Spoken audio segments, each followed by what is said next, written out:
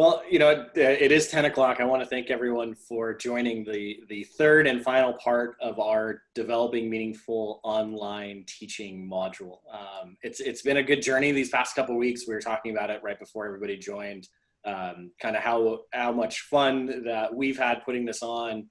The content's been incredible. Hopefully that you as the participants are finding it very useful in your development and in your efforts as we start moving towards what's going to be a hybrid fall, a hybrid spring for organizations and the education space.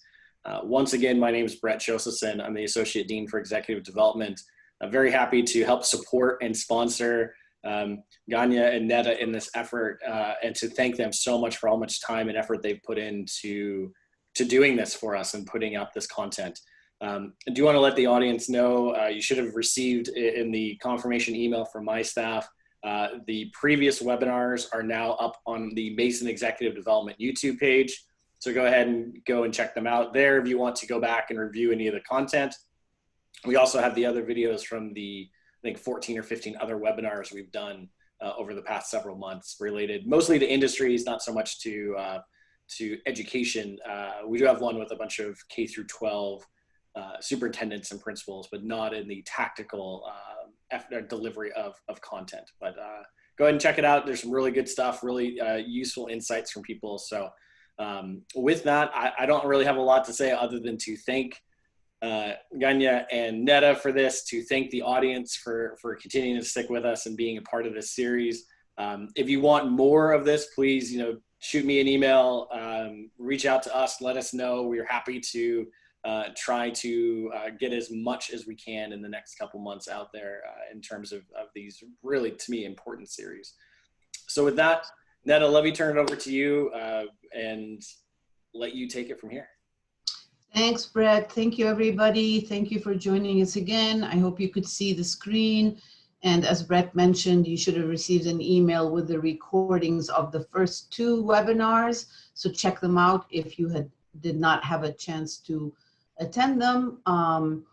So let us know in the chat if you can hear us well, if you can, if you can see the screen well. So let me get started.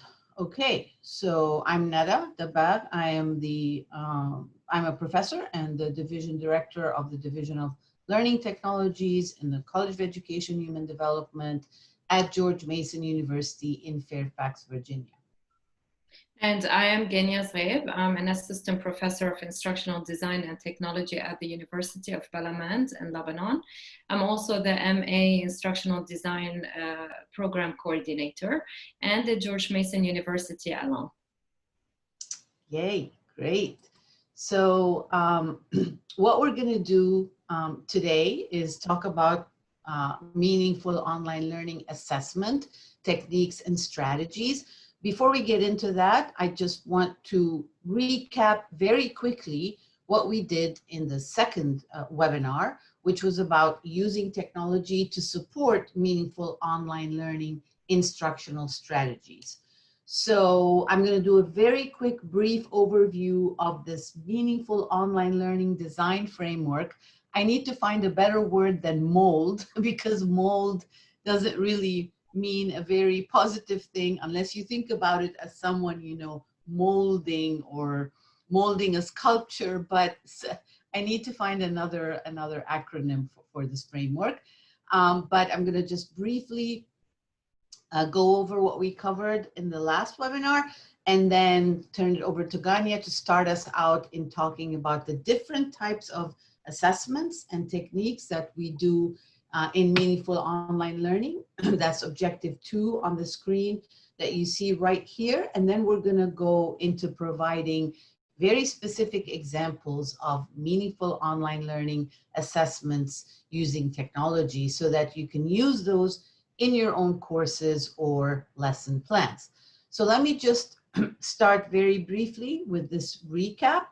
This is the first objective. So if you remember, in the last webinar, we gave you an overview of this very cool classification of the 6 categories of learning technologies. So as you could see at the top, We have collaboration and communication tools category. Going down to the right, we have assessment and analytics category. We have an immersive category of learning technologies. We have what we called knowledge representation tools or mind tools. We have a category called information search and resource management. And finally, to the far left, we have a category called content creation tools. So these are the categories. We talked about the concept of affordances and why it's important that you really classify the technologies that you are using within this framework so that you can better understand their affordances and use them effectively. And we also provided specific examples of technologies within each of those categories. And then what we did is we also provided this other framework, which is about instructional strategies for meaningful online learning. And what we mean by instructional strategies, just to jog your memory here, is really what they are is your teaching method. It's your teaching approach. So for example, are you going to use exploratory strategies in your courses or your teaching? Those are the category at the top, meaning are you going to design learning activities that engage your students in problem solving, in hypothesis testing, in exploration and creation, or in role playing? And or are you going to use supportive strategies, that's to the bottom right, where you're going to be modeling and explaining to your students the content that you want them to grasp or process? Are you going to be coaching and mentoring, and what types of scaffolding are you going to support? And then there is a category called dialogic instructional strategies. And that's the one where you think about how are you going to involve your students in articulating their understanding of the content and concepts that you're teaching them. Are you going to engage them in collaboration and social negotiation? And are you going to engage them in reflective strategies or learning activities? So this was another framework that we also presented in the last webinar, and we provided specific examples. I think we selected scaffolding from the supportive strategies and provided an example of use for that using learning technologies. And we selected collaboration and social negotiation from the dialogic strategies, and we selected problem solving from the exploratory strategies and provided examples about that.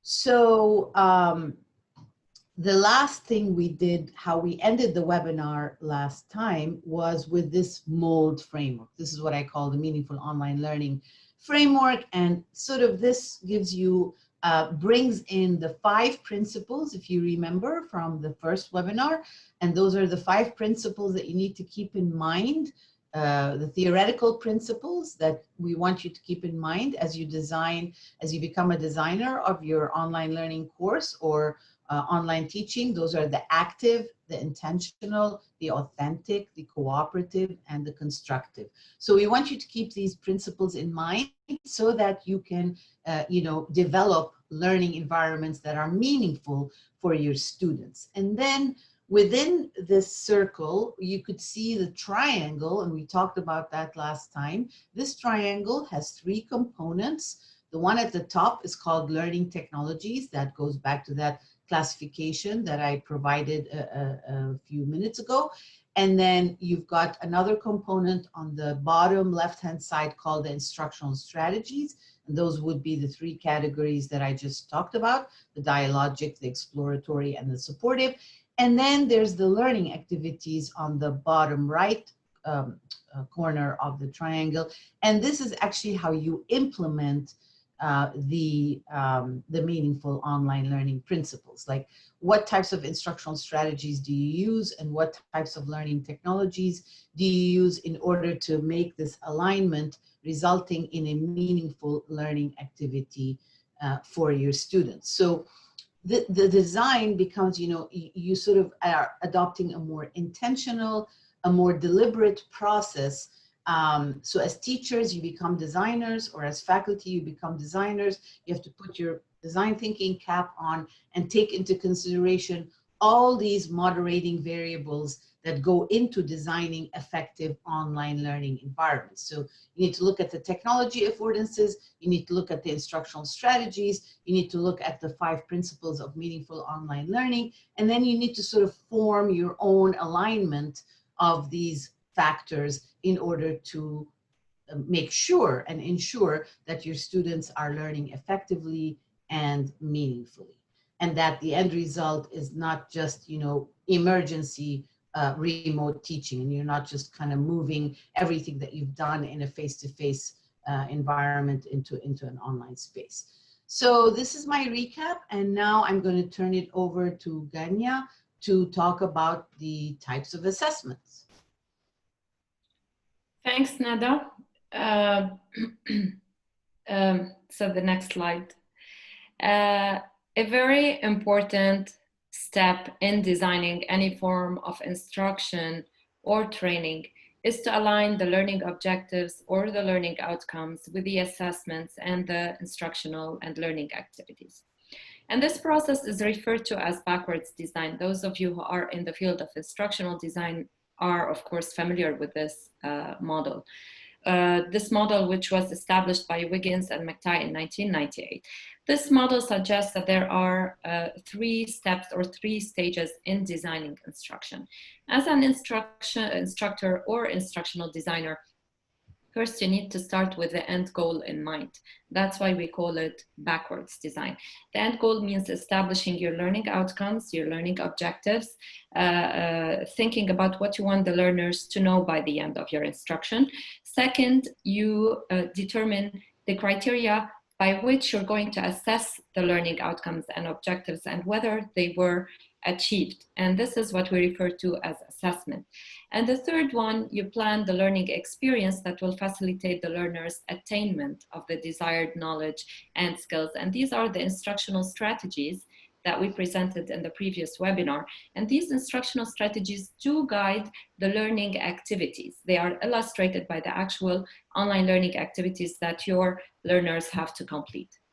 Therefore, as you see in this model, assessment is very important. It plays a key role in the design of instruction, because without it, you will not know whether your instruction was successful or not, whether your learners have learned something or not. And you know, this is a very huge challenge. Nowadays, you hear instructors, teachers saying, how do I assess online? It's really a major challenge that instructors and teachers are facing. And since the purpose of this series of webinar is to transform remote teaching or teaching that happened as a sudden, we transferred online to meaningful online learning. Therefore, when we assess meaningfully using meaningful online learning, the focus is not on the final grade, rather it is on the assessment of the learning process. So assessment of the learning process, meaning meaningful assessment of learning. And here we would like to differentiate between traditional and performance assessment. So traditional assessment is assessment that is conducted usually using select response test items such as true or false, multiple choice, matching assessments, and constructed responses such as fill in the blanks, short answers, and essay, and usually test the lower level of Bloom's taxonomy. Those of you who know Bloom's taxonomy of cognitive levels know that it starts with the basic levels of cognitive skills to the more advanced, where the learners end up creating in the learning, be producers of learning rather than only consumers of learning.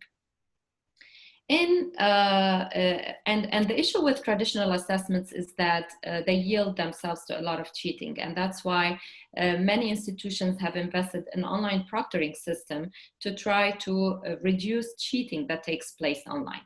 However, in meaningful online learning, we focus on higher levels of Bloom's taxonomy. We would like to assess analysis and synthesis and creation of learning, rather than only remembering and understanding. And this is why performance assessments are highly recommended in meaningful online learning. These assessments look like projects, online presentations, case studies, digital portfolios, reflective journals, and immersive learning environments. They are not traditional, meaning that sometimes the answers that the students give are not identical. They require a lot of reflection, a lot of analysis, a lot of thinking.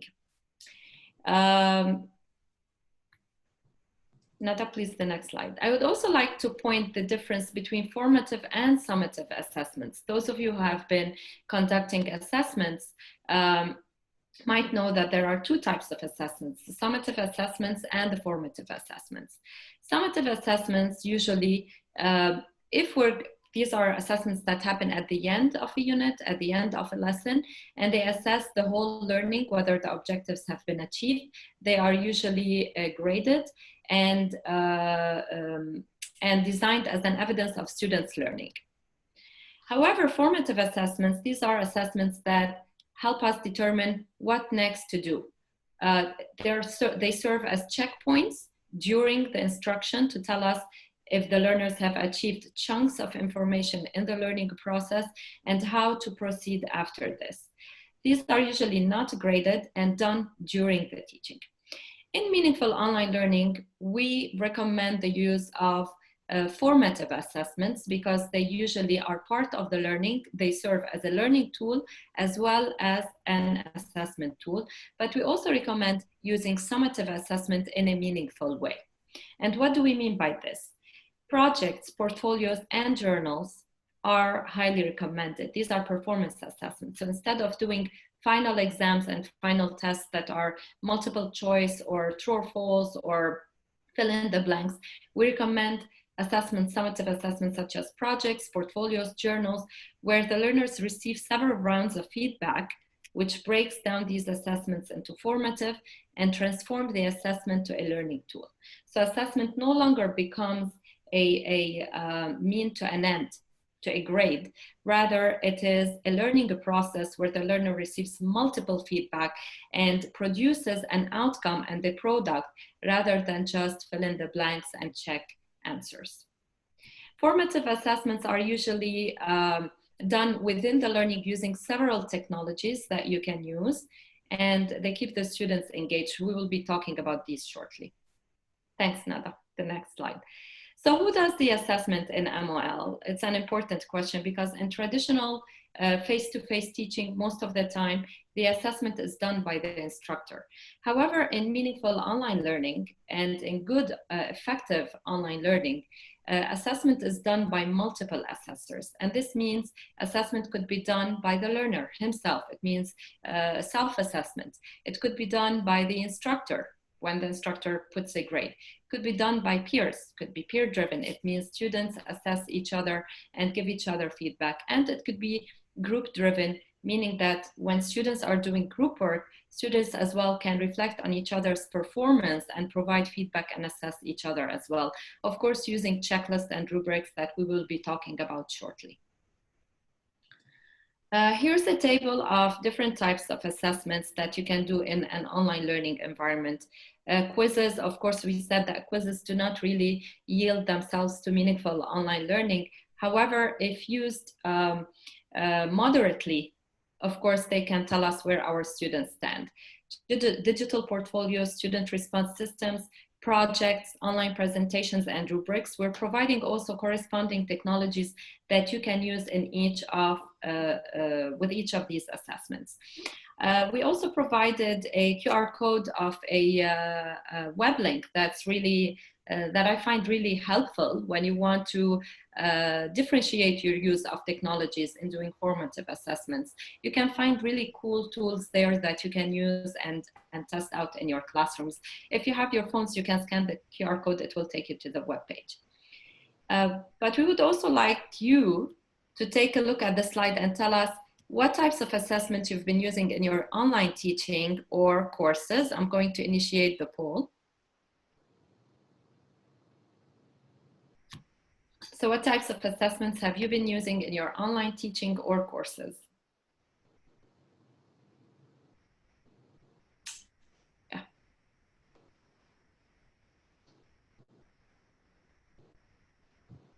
A lot of projects, a lot of quizzes, online presentations.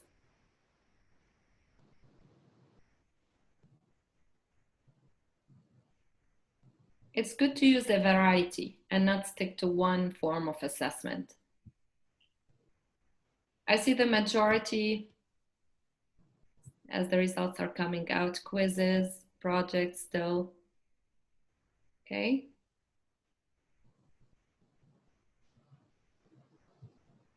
All right, I'm going to end the poll and share the results. So the quizzes win.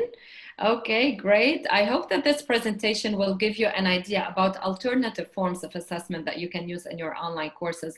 Projects are excellent too, are excellent ways to assess your students' learning. They're very effective. They're learning tools as well as assessment tools, which we will be talking about, and online presentations, student response systems. Excellent.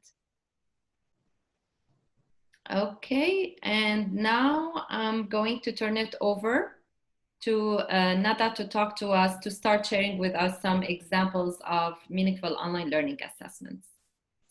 All right, thanks, Ghania. So as you could see in the poll, digital portfolios were like the least used. And so hopefully I can convince you why digital portfolios, or what we also call e-portfolios, are a very important type of assessment for formative assessment, as Ghania mentioned, as well as performance-based assessment. So I'm sure you're familiar with the concept of a portfolio, but traditionally it's in the School of Art or music schools, or, you know, when artists or people who are doing artwork have to assemble a portfolio of their work. And so then they take it if they're doing an interview. So it's kind of the same concept, that you assemble a digital portfolio of artifacts, but in this case, the artifacts are your learning products. So you want to show what you've learned and what you're able to do through assembling this digital portfolio. So digital portfolios are really an organized, selective collection of documents, as you could see the definition on this slide, or artifacts designed to facilitate a student's academic and professional development and provide a basis for evaluation of degree progress. So they're very formative, and they allow a student to actually assemble, synthesize their work, and also reflect on their work. But they also allow the program. So if you have a master's degree program or an undergraduate program or a certificate program, it also allows you as the program lead or a program faculty to be able to assess the degree to which your program is actually good, or is actually doing well with respect to servicing your students and allowing them to achieve the learning outcomes that you want them to achieve. So in our program at George Mason University, in our instructional design program, we have a master's program. Now we're calling it the Learning Design and Technology Program. We use digital portfolios both to assess student learning and also program outcomes. So we've got a mid-program point portfolio process, and we've got an end program point portfolio process. So as Ghania mentioned, this is a type of formative assessment at different points in the learning process. So it's not a summative means to an end. And we also take this data from the students and always look at it every year to see how well the students, you know, are doing with respect to the curriculum that we've done and what types of improvement that can be made. So I want to ask you, before I go to the next slide, having described what a digital portfolio is, what do you think digital portfolios, why do you think digital portfolios support meaningful online learning assessment? Like, what meaningful online learning principles out of the 5, the active, the intentional, the authentic, the constructive, and the cooperative, which principles come to mind when you think about digital portfolios and the way I have defined it? So if you could put in the chat your, you know, why do you think digital portfolios support meaningful online learning? And then, yeah, oh, if I can ask you, I don't know if you need to stop the poll, because I could still see the poll thing. No, I stopped it. Okay, Yeah. thank you. Maybe I'm seeing it on my screen. I don't know why. But if you can share with me what they're seeing. And that says all of them. It supports all of them. I agree. They support all of them. And that says especially the authentic. intentional and constructive.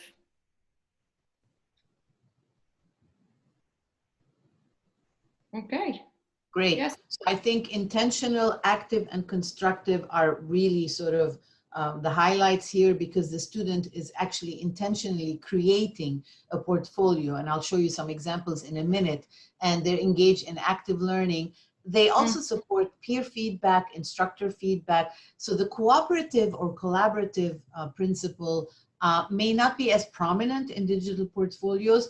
Ghania will talk about how it will be prominent in project work, but I would say the active, the intentional, the constructive, and the authentic are the four highlights, of that. So thank you for sharing your thoughts. So I also want to say that there are lots of tools. I don't know if you've heard of portfolio-specific tools. That's on the far left of the slide. There's a open source tool called Mahara.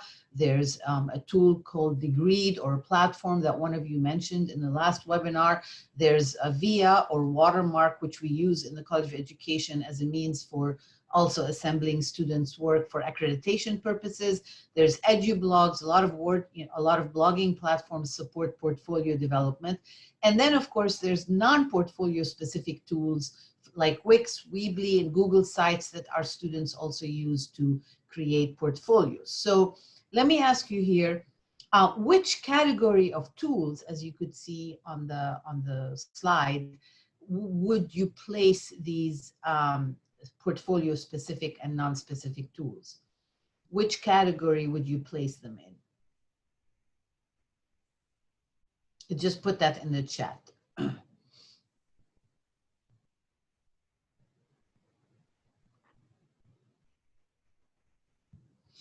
Which category of technology? Yeah. So would they be in the immersive category? Would they be in the content creation? Where would they be, these technologies? We don't have answers yet. Well, I mean, if anything, it's assessment and analytics. Right? I see Celine said immersive, Mihaya Laol, Annette, no idea. Jeremy, content creation, yeah. Right. I would definitely agree with content creation. Which one? Content creation, resource management. Resource management, sure. And assessment, of course, right? What about assessment? Assessment. Nobody said assessment. I see immersive. I don't think they're immersive. No. Not from the definition that we've given immersive. Immersive learning environments are more like when you engage your students in simulations, 3D, avatar-based simulations, game-based learning. So that's the definition of immersive. So really, as we're talking about assessment today, I'm kind of surprised that no one thought of assessment, but they are definitely, we are presenting them as an assessment tool. So definitely digital portfolios are considered an assessment. As I mentioned, a formative assessment process or technique, and they allow you to create content. Obviously, the students who are creating their portfolios are putting content there, so they're definitely content creation tools. And resource management, I would agree with that category as well. But I wouldn't think they would be in the immersive category. So now let me show you what we do in the instructional design program to show you, what digital portfolios are really look like, and sort of, why they are considered a meaningful online learning type of assessment. So I'm going to stop sharing. As you could see here, I'm going to share with you with their consent, the portfolios of 3 students who recently graduated from our instructional design and technology program. And one of them used Wix, the other one used Weebly, and I believe the third one used Google Sites to create their digital portfolio throughout the learning program. So this wasn't done just at a one time. There was a mid-program point portfolio, and then there was, as I mentioned, an end program point portfolio. So I'm going to stop sharing this, and I'm going to go to the actual browser here, and I'm going to show you the first one. So here, I don't know if you could see the Grace's portfolio. So she used, I believe, Wix or Weebly. She was able to put her own name on the portfolio. And first she introduces herself and puts a picture of herself. And then we ask them to sort of do a goals statement, like what are your educational goals? What are your professional goals? And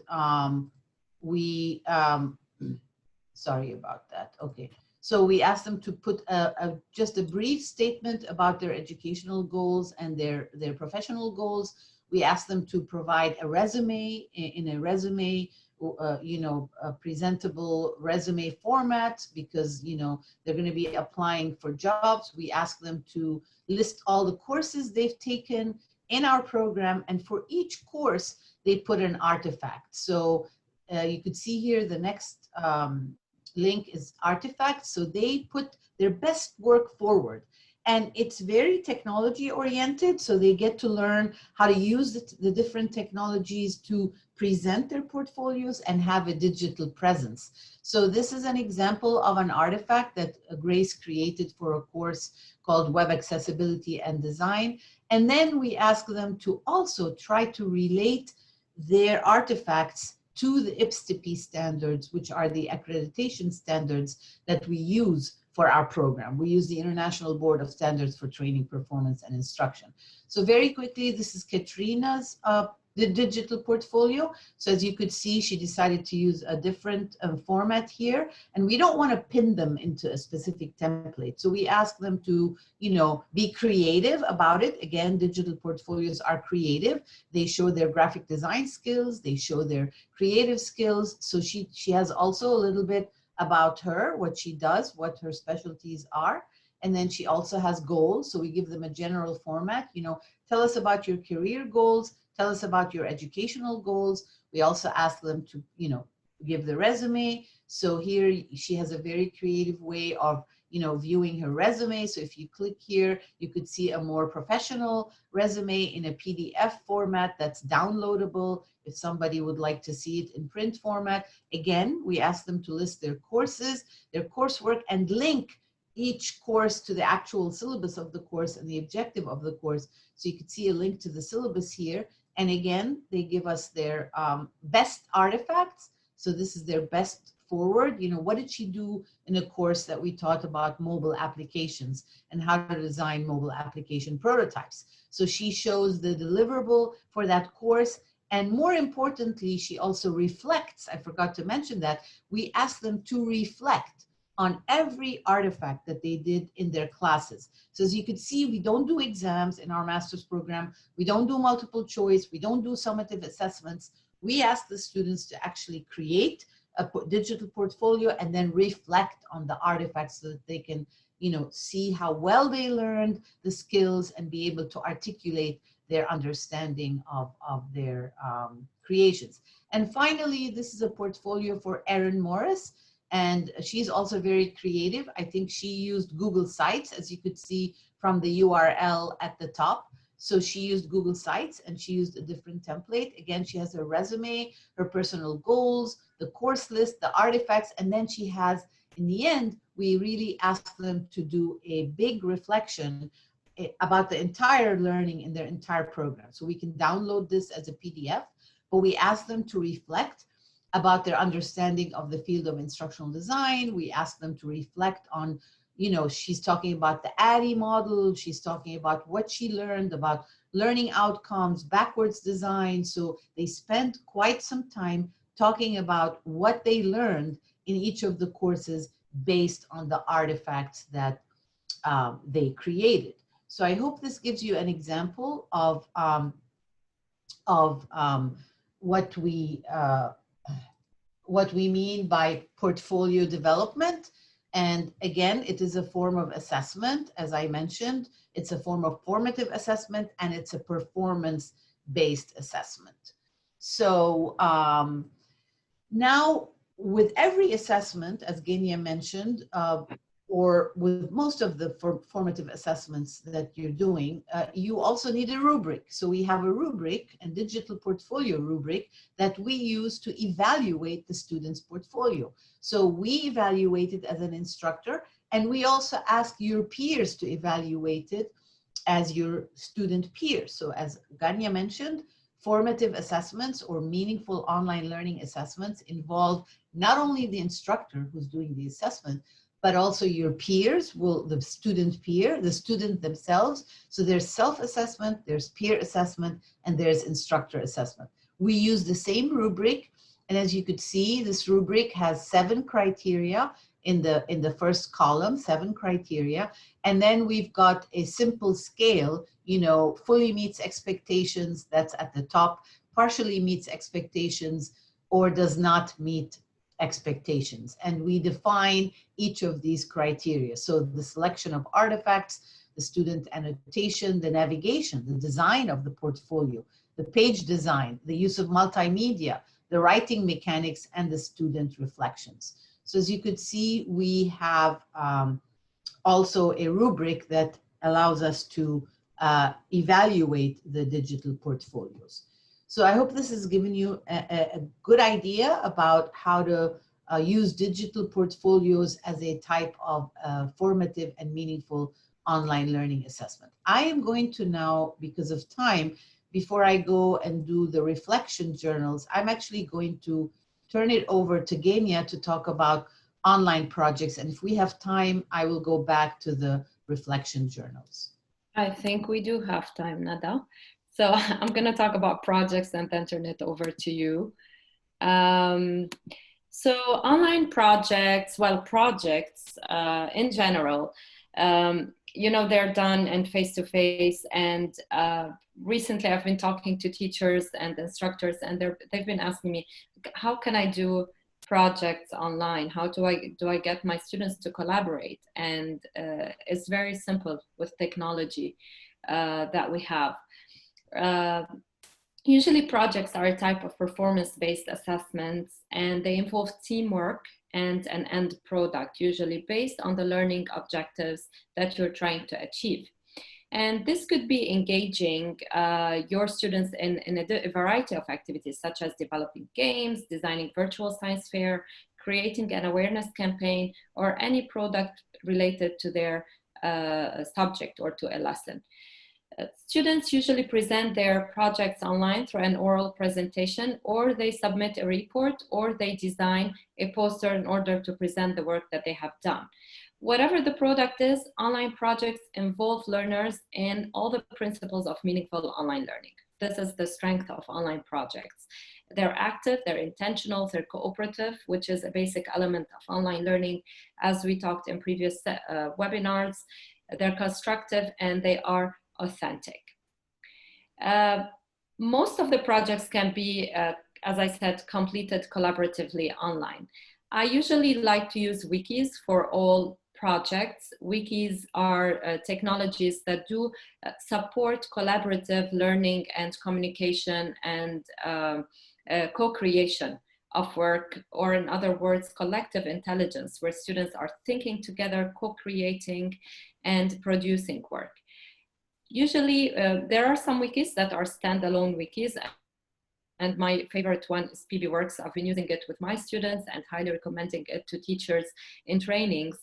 But there are also wikis that are built in the learning management systems, in Moodle, in Blackboard, in any learning management system. There are wiki tools that you can take advantage of.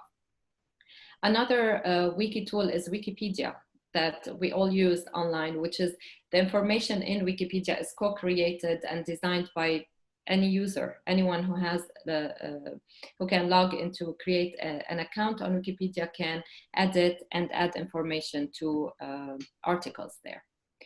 So the strength of wikis is that you can create pages for the groups in your class, for your learners, and then you can track who edited and who posted work. So while in face-to-face, the challenge is finding out who did the work and then presented it in class.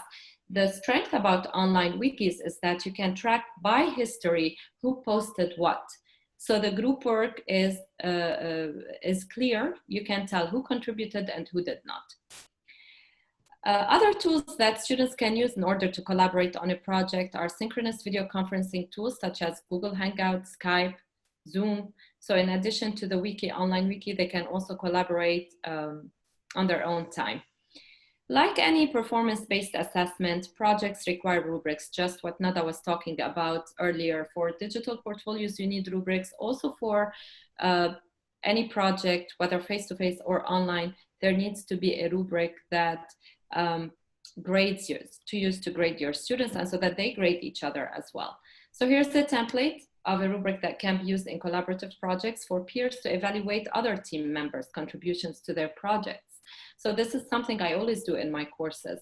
Not only the group gets a grade on the work that they have done, but also on how well they collaborated. So they do put a grade for each other on their own collaboration. And you can see that students are fair. When they see that someone did not contribute to the group work, they report it in the rubric.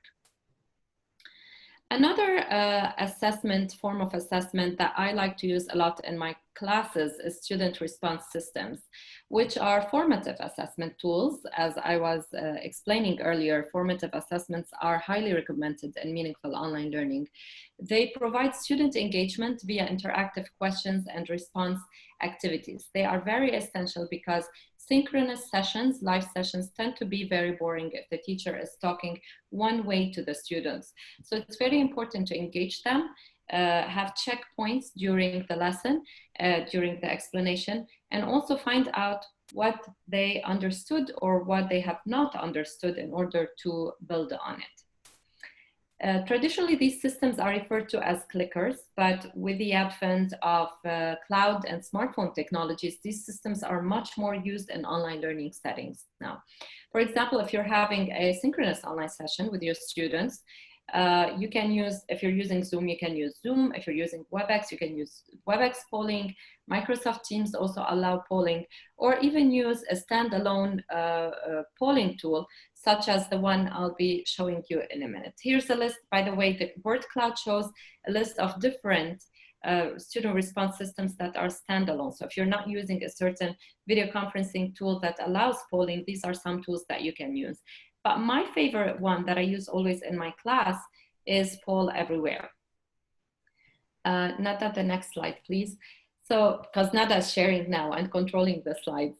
Here's an example from Poll Everywhere. I use it in my face-to-face classes as well as in synchronous online sessions. By typing the link that you can see there, studentspollev.com/gz114, students can access the poll and respond. Also, here's a QR code if you want to check the tool. The cool thing about Poll Everywhere is that it allows you to ask multiple choice questions, open-ended, clickable image-based questions using multiple representations of results. So you can present the results in a bar graph or in a pie chart, and different ways of presenting data, or word cloud. These tools are learner-driven and instructor-driven assessment tools as well. All right, thanks, Ghania. So it looks like, yeah. So I am going to go back to another form of assessment, which is this one, reflective journals. So if you recall, with the digital portfolios, we ask students to reflect on their learning and to post artifacts that demonstrate their learning and their best learning in the program.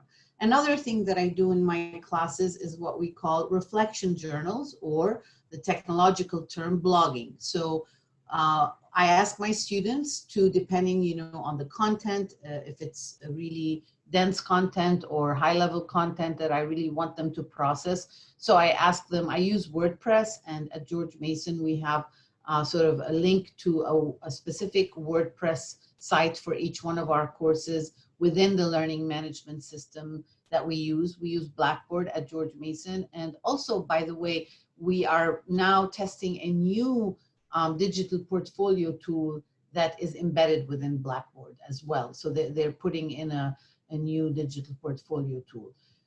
So I link the students to WordPress, and then I ask them to blog about something. So if I'm doing high level content in this class that I'm teaching here, I'm getting them to think philosophically about things. So I ask them to respond to specific questions. And as you could see on the right-hand side, a blog platform is cool because you can sort of hashtag all the blogs by topic. So you could see in this class, I've done 5 blogs. I've asked students to contribute to 5 reflective journals, if you will, or 5 blogs. The first one, I called it Icebreaker Activity. The second one, I wanted them to reflect on theories and models. If you look on the right here, the third blog, I asked them to reflect on a pedagogical model that I teach called goal-based scenarios. The fourth blog, I asked them to reflect on meaningful online learning technologies. And in the 5th blog, I asked them to reflect on meaningful online learning assessment, which is what we're talking about today. And then you can change the appearance of the platform, of the blogging platform, and you can decide how you want to display the recent posts. But the cool thing about it, and as you can see at the top, I have blogging guidelines. So you have to give the students blogging guidelines. I mean, it's not just, well, write anything you want to write. So I try to introduce them and I say, welcome to EDIT 730, which is the course that I teach, blog community. And I say something like, here we will share thoughts and reflections about the course readings and resources. And I tell them, give your blog posts a catchy or revealing title. Keep them to 2 to 3 paragraphs because we want, people to read your blogs. We don't want them to be too long. And I ask them to tag their post with the blog topic. For example, like I showed you that we had a hashtag for the icebreaker activity for blog 1. And then I ask them to integrate media. So it doesn't all have to be text-based. And I asked them to comment on at least 2 peer blogs per timeline specified under the learning activities. And so I give them instructions, I give them, prompts. And this is an example of a student who in the first blog included media. So they had a picture, they were reflecting on a question that I asked them, does the brain think? What's the difference between the brain and the mind? It's sort of a philosophical course that I that I teach with some epistemological ways of knowing orientations in the beginning. And I ask them to think aloud, what happens when you learn something? So, and then here's another, the same student, I think, who also did a graph or like a graphic or visual representation of her understanding of pedagogical models and constructivist theories. So blogging doesn't have to be limited to text. It can include multimedia. And so it's a really good, now, why is this an assessment tool for meaningful online learning? It's an assessment tool because it allows students to reflect on their learning. So you're emphasizing the meaningful online learning principle of constructive, which is you're asking the students to articulate their understanding, and then you're assessing their understanding using this rubric. Again, there's a rubric associated with blog contributions. So how well does the blog reflect, if you look on the rightmost column, this is where it exceeds standards. So if you're reading a blog and if the postings reflect outstanding thought processes and thorough preparation and follow requirements and instructions, that's great. But who's going to determine that? Again, it's the instructor, the peer, and sometimes the student themselves. We ask for 3 evaluation, sort of what we call triangulation, so that assessment is not just coming from one source, from one person. And this is what's cool about formative assessments and meaningful online learning assessments. So this is another rubric that gives a point. It's, a rubric is like a scoring grid, if you will. So it is an assessment tool, and you could put points. You see at the bottom here, there's, you could put less than 6 points if it does not meet standards, between 7 and 8 if it's in the middle, meets standards, and 9 to 10 out of 10 if the blog or the reflective journal exceeds standards. So you could use rubrics very flexibly. You could create your own rubrics, and you could put the point value on them and the scoring points, depending on your course, depending on how many blogs you engage your students in. you know, or how many reflective journals during a particular course sequence. So we've given you an example of digital portfolios. I'm just going to go back to this slide for a second. We've given you an example of digital portfolios. We've given you examples of how to use projects as a type of assessment. We've given you examples of rubrics and how to leverage rubrics for types of assessment, and student response systems. So as you could see, those are all examples of formative assessments and meaningful online learning assessments. And finally, again, if you want more information about the different types of assessments, you can obviously, you know, go to the book, the Meaningful Online Learning book, which has more examples of what we covered today, more examples of types of assessments and how to use technology to support assessment. So that's what we have for today. I don't know if Ghania, you have something else that you want to add, but thank you for attending, and we're open for questions. So if you have questions, or you'd like us to go over some other things that we went over, please let us know. Actually, we have some questions, Nada.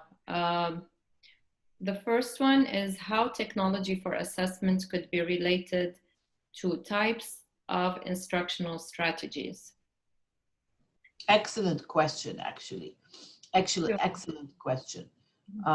So this goes back to the backwards design model that, sorry that I'm flipping through the slides so quickly. I want to go back to the backwards design model. This is an excellent question, actually.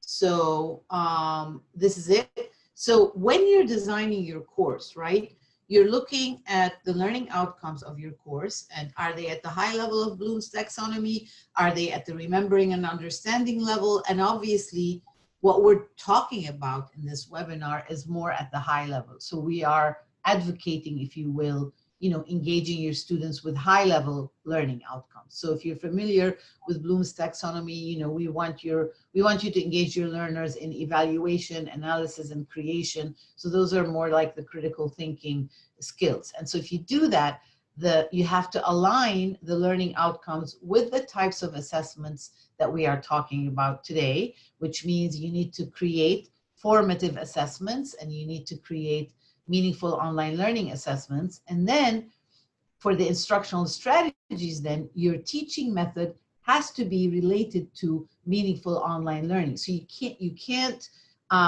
create formative assessments and then teach just by, you know, lecturing or be didactic in your teaching, or require students to engage in simple learning activities. So therefore, your instructional strategies would need to be aligned with this. So you would need to be creating for your students exploratory instructional strategies, like engaging them in problem solving, in hypothesis testing, in exploration creation, and in role playing. Now, when you get very specific about this, for that question that was asked, for example, so if you're doing dialogic strategies, collaboration, and social negotiation, it means you need to get your students engaged in online projects, because projects implicitly make students want to collaborate and engage in collaboration and social negotiation, right? So this is a good alignment right there. So if you use online projects, then you are really aligning with the instructional strategy of collaboration and social negotiation. If you are using digital portfolios as an assessment type, then you are definitely engaging students in reflection and articulation. So these types of assessment would align with the dialogic instructional strategies. Your online projects, the ones that Ghania described, can also align with exploratory strategies, because when you engage students in online projects, you're most likely engaging them in problem solving and in exploration and creation, right? So there is this sort of alignment, but it's not a tight alignment. It's sort of an alignment, a more flexible alignment. And that's why this model, the Meaningful Online Learning Design Framework talks about this alignment. So as you could see here, the learning technologies are aligned, the affordances of the learning technologies are aligned with the instructional strategies, with the learning activities, and of course, with the backwards design model, this needs to be aligned with the assessment. So I hope I've answered this question. Yeah, very well.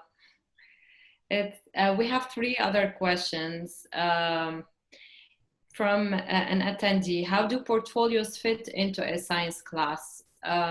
I can answer this if you want, Nada, briefly. So portfolios, as Nada has described, they are reflective tools and also showcase tools. So in a science class, you might ask your students, let's say, to create an experiment, put a picture there, reflect on it, or provide a video of something related to science and ask them to reflect. So always think of a portfolio as a reflective tool. Nada talked about it from a master's level tool where students aggregate their best pieces of work and reflect on them. You can think of it similarly in any subject. Ask students to collect samples of their work and reflect on them, and or share external resources to solidify an argument related to science. And if I may add to that, I remember my son, Kareem, when he was in middle school, I believe, they asked them to create, like they did a sort of a poster showcase. You know, as Ghania mentioned, digital portfolios are showcases of artifacts that students have created. I still have that poster that he created still now in our basement. And it's like he created a poster with science experiment that he has done. So for example, they were testing at the time remote control car keys, and they were testing them out as a group, and he did a whole poster about that science experiment and sort of reflected on it. And so he created an artifact. So you could ask your science students, and nowadays a lot of science experiments are happening outside of your home. I think we talked about one example that Ghania you gave in the last webinar, you know, about how they can go outside and take photos with their phones and come back. Or film themselves doing something, a science experiment, and share it. The power of digital portfolios is that they're shareable. They're not only sharing them with the teacher, but also with other students to look at, to give each other comments. So I think this is the power of digital portfolios. We have another question from Cecilia. I hope she...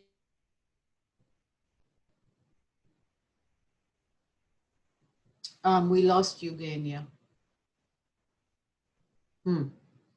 I have a feeling there may have been a power cut in Lebanon, because I know that Ghania, I think she said that at 6 p.m., which is now, it's almost 6 p.m. in Lebanon, so she might have had a power cut.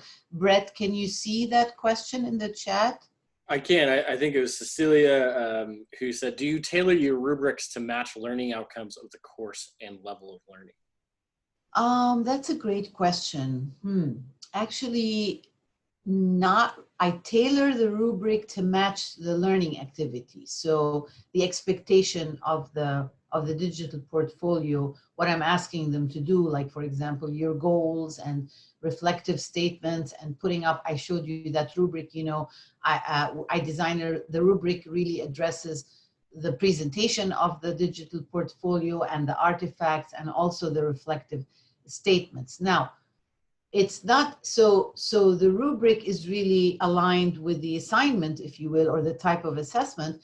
But again, going back to the backwards design model, that assessment is aligned with the learning outcomes. So indirectly, yeah, but it depends on the type of assessment. The rubric is more aligned with the assessment, the type of assessment, and then the assessment is aligned with the learning outcome, if you know what I mean. So there's definitely that alignment between learning outcomes, assessments, instructional strategies, and learning activities. So the rubric is part of that assessment.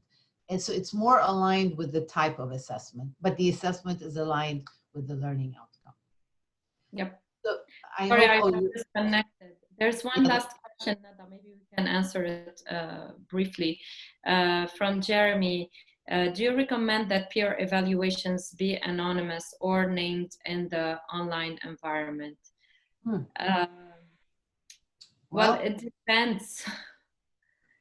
In my case, when I do the group projects and I ask students to evaluate their performance, each other's performance, they're usually anonymous to each other, but I do collect them. They do write the names of the team members and they evaluate them. Otherwise, how would I know who contributed to the group project, who did not? But sometimes when they give each other feedback, peer feedback, it means I'm looking at your project. This is another form of peer evaluation. I'm looking at another group's project as a student and I want to give them feedback. I usually, it's not anonymous. They usually get it from me. So this is not graded. This is the peer evaluation that is not graded. Nada, yeah, would you like? that's a great question. It's a tough one. I think it also depends on the age group and the level of the class.